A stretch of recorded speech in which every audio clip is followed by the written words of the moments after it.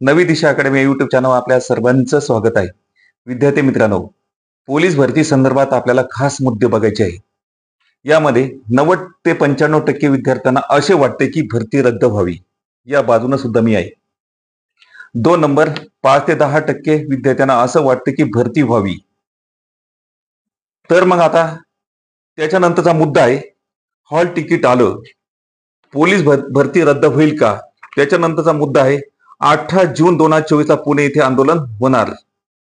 त्याच्यानंतर वयोमर्यादा व आरक्षण हे सुद्धा मुद्दे आहेत. तर याच्यामध्ये आपल्याला काय करायचे, हे मुद्दे सविस्तर बघायचे आहे.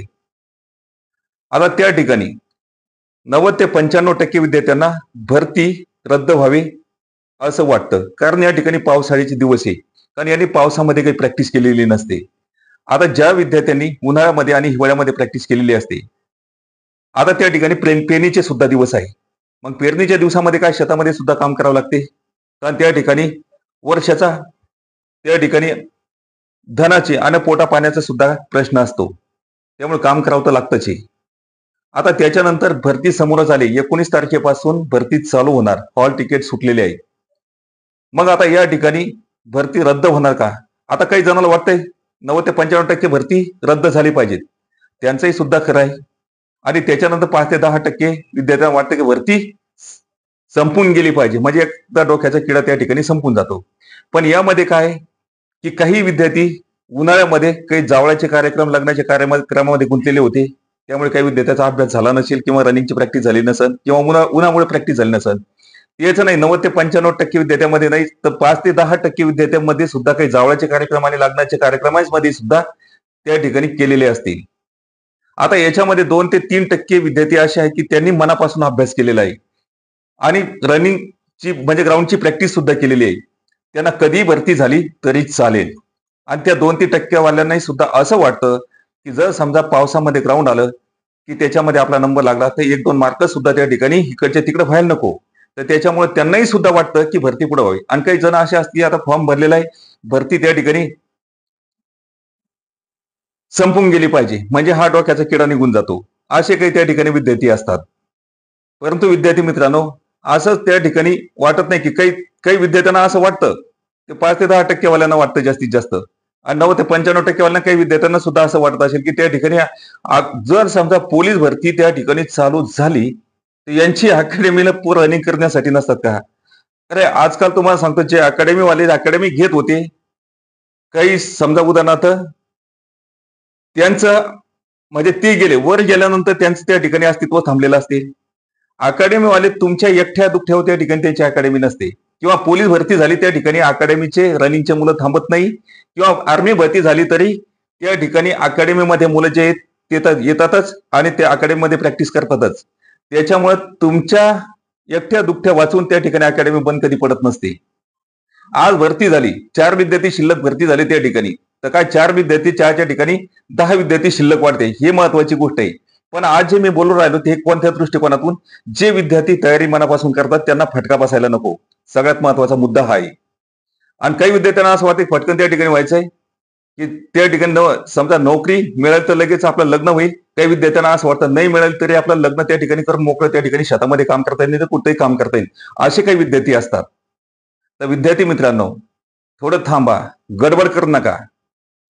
आयुष्य त्या ठिकाणी थोडस सबर करा. पुढे त्या ठिकाणी सांगा समोरच्याला, असं सांगा त्या ठिकाणी की ऐकत असतं तर ठीक आहे, नसं ऐकत तर ठीक नाही, नाही तर नाही. मग असं त्या ठिकाणी समोरच्याला बी सांगायचंय. हेमा मालिनी गेली तर ऐश्वर्या मिळणारच आहे. त्याच्यानंतर अमिताभ बच्चन गेला तर त्या ठिकाणी सनी देओल किंवा अजय देवगण मिळणारच आहे. त्याच्यामुळे टेन्शन घेण्याची आवश्यकता नाही. जे तुमच्यासाठी थांबत असतं तर ठीक आहे, नाही तर त्यांचा विचार करू नका. पहिलं काय, नोकरी महत्वाची आहे, नंतर तुम्हाला बाकी गोष्टी महत्वाची आहे. सगळ्यात महत्वाचा अंग काय?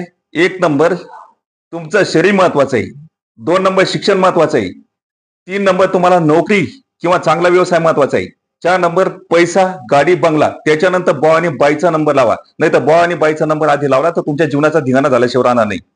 म्हणून जी काय भरती करायची असन किंवा नोकरीमध्ये जायचं असन तर त्या ठिकाणी विचारपूर्वक, काळजीपूर्वक तुम्ही त्या विचार केला पाहिजे. 1 नंबर तुम्ही पुस्तकावर प्रेम केलं पाहिजे आणि आणि शरीरावर सुद्धा प्रेम केलं पाहिजे. तुम्ही स्वतःचा खरा मित्र स्वतः आहात आणि पुस्तकासारखा खरा मित्र दुसरा असू शकत नाही, हे बी ध्यानात ठेवायचंय. म्हणून पहिलं स्वतःच्या पायावर उभं राहणं महत्वाचं आहे.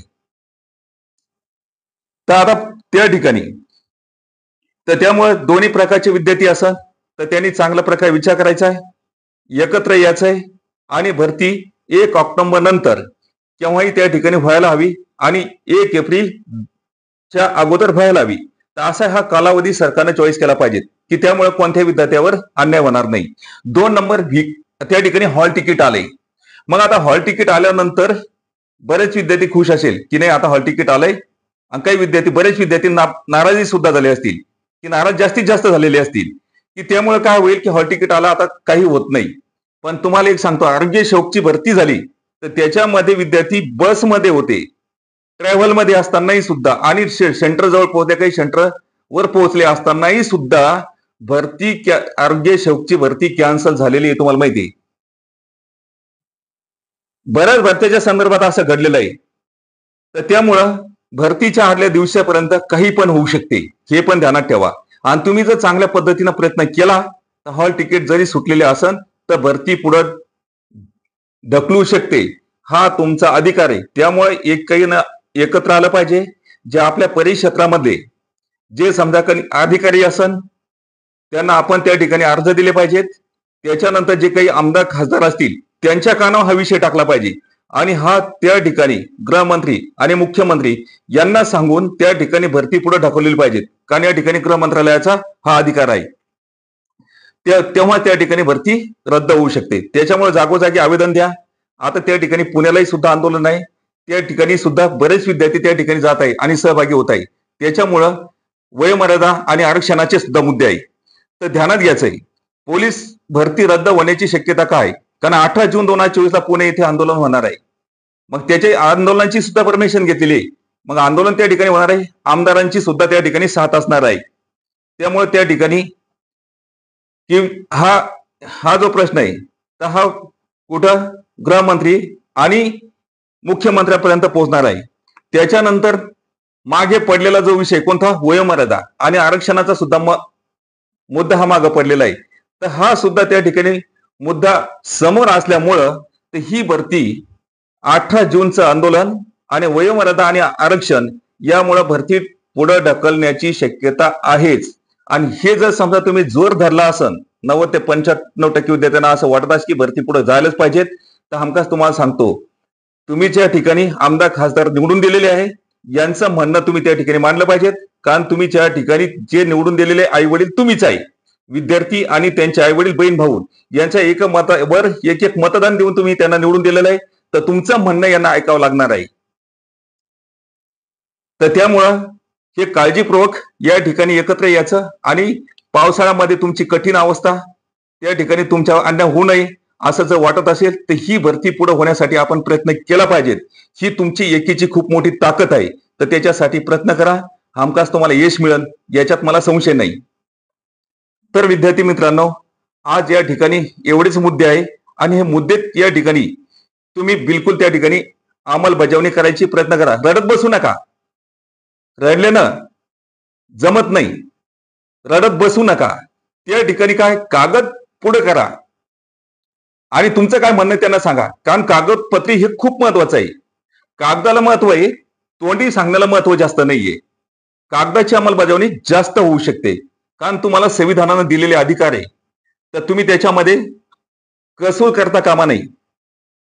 अन्याय करून घेऊ नका. समोरच्याला काय म्हणणं आहे तुमचं सांगा. एकीचं बळ खूप मोठं असतं.